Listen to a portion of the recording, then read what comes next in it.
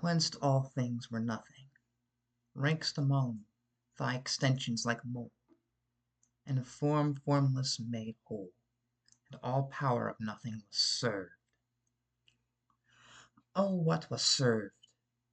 To the nothing became the servant, O servant, servant of nothing, who was nothing, and by the only pin upon the great expanse whole and all. And it was rendered whole to ordain what is to be and ordereth to be something. And whence all things and good things came in all affections therein, whereat possibility in all things were served. The servant thought and planneth the intricacies alone, whereat all others that he instigated a timeless time that lacked time yet born.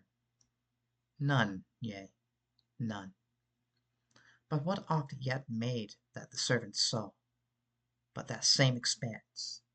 Hence to his name was to serve, and through all that love and glory retained, and perfect to begot perfect. So forasmuch there ever is he, so too shall there be things other, as a beautiful globe of a lover's press kisseth unto the intimacy most divine of purpose, to serveth and sever never, as he did intend, and lo, to demonstrate infinite expanse of all distinction and adoration. So he did begin to make. For about half an hour there was but the ever-existent stillness before the first service was done. Behold, he solidified and separated the dark from the light. Light shall be separate from the dark, for it is not separate in its utility, its comfy, most precious, but blameless air. And light solidify and burn by which form is begat, in so as much pure. And it so came to be, and the great expanse was illuminated with shades of light and dark and grey. He did then gather and differentiate the lighter parts from the darker parts, forming the Umbra from the expanse thereafter, and separate from the other things by which intent was promised love letter. It is there in the Umbra that he did reside, and find it most comfortable place. Therein he shall be for as much in good standing in time.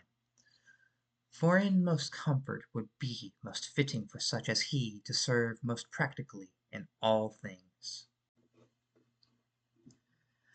For about a second half an hour he beheld the expanse from the Umbras, and he outstretched his arm again for his second service.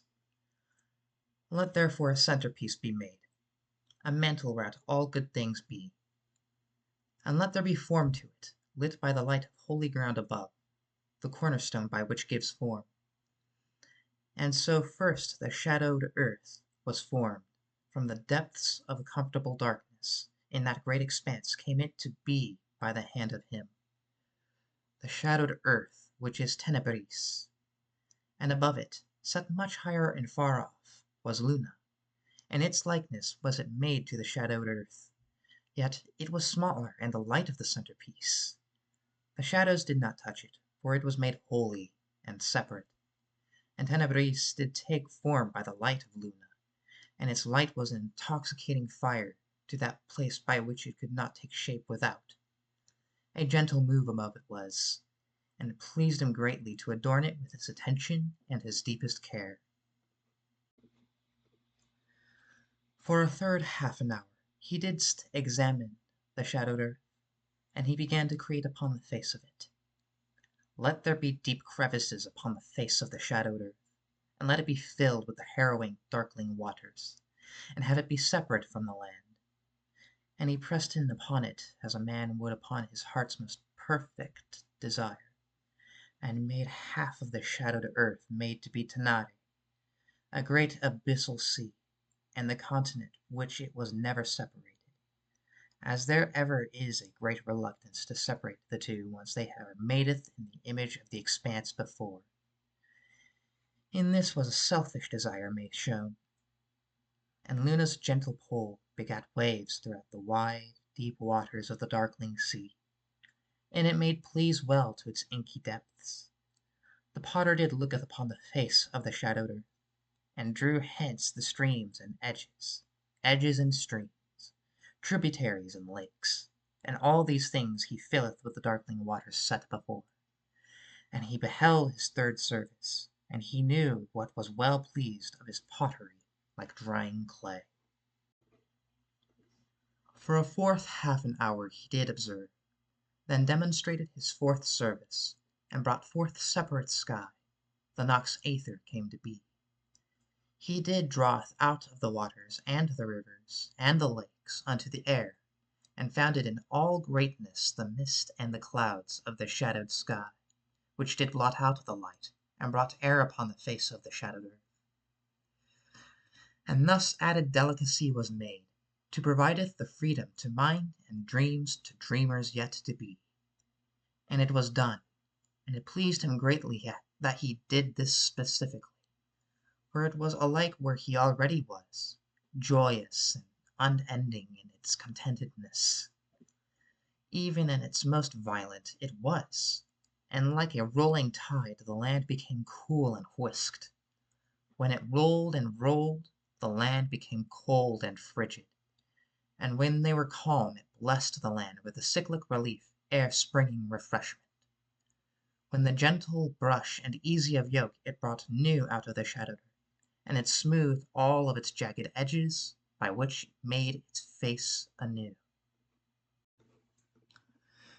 For a fifth half an hour he breathed in the world he brought forth, the spring and the winter, the air of the skies, the waters upon the shores and rivers, the lakes and the serenity inherent, most cheerful and sublime, made in just how it was meant to be amidst Luna's twilight gentleness.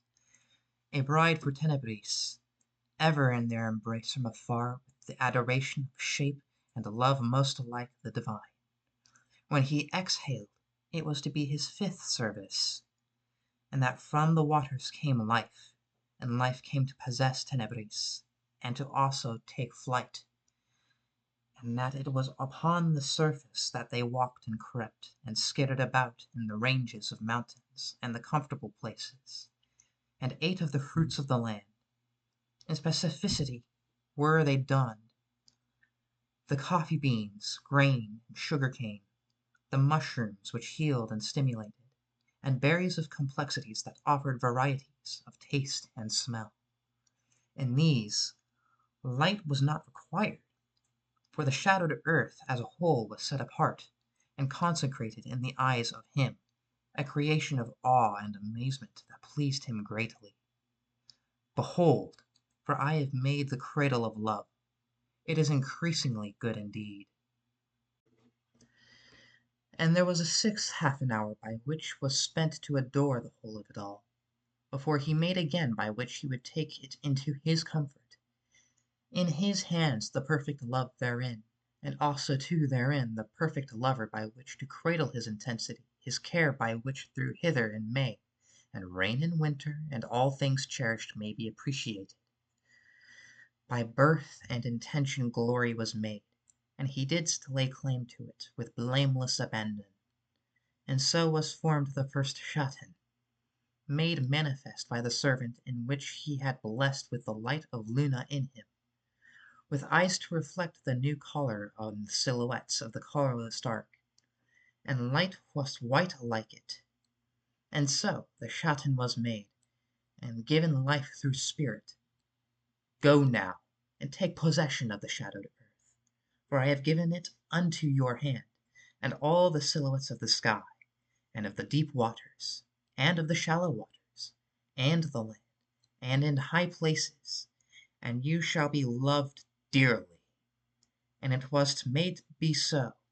Blessed with a morsel of the mind of the servant was the Schatten, and he began to explore and cultivate the land, and take authority over it.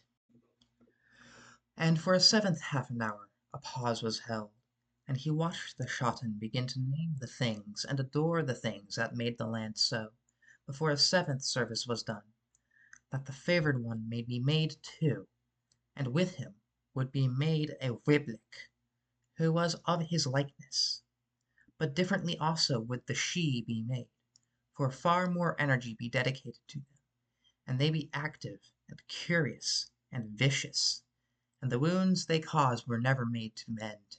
Save for him, there would be no mending of rent flesh or clothes.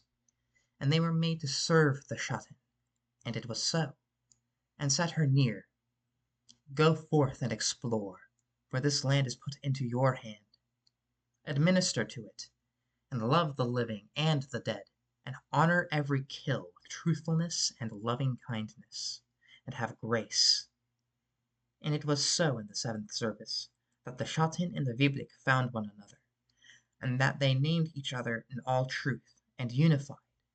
But they did not combine, for their silhouettes were divided by Luna, and in this time they were the only two shadows that adorned the shadowed earth, of white eyes and red, and there was not any other spiritual being upon the face of it. In the eighth pause, which did last half an hour, there was contemplation by he, and an eighth service was made to Luna, who gave shape to every living thing and all non-living things. It was given beings of pure light and fire, who were set upon it to tend to it, and they were made starlings in the likeness of the Schatten, but fundamentally of light and justice. And they were set among Luna, and so saith him that made them, you shall not set foot upon the face of the shadowed earth, for you will surely cause harm. But to Luna your obedience and service shall be, to keep it company. Tend to the bride of shape, and you will be adored. But he did not have the same adoration for the Starlings as he had for the Schatten and the Weiblich, for the silhouettes were set furthest apart.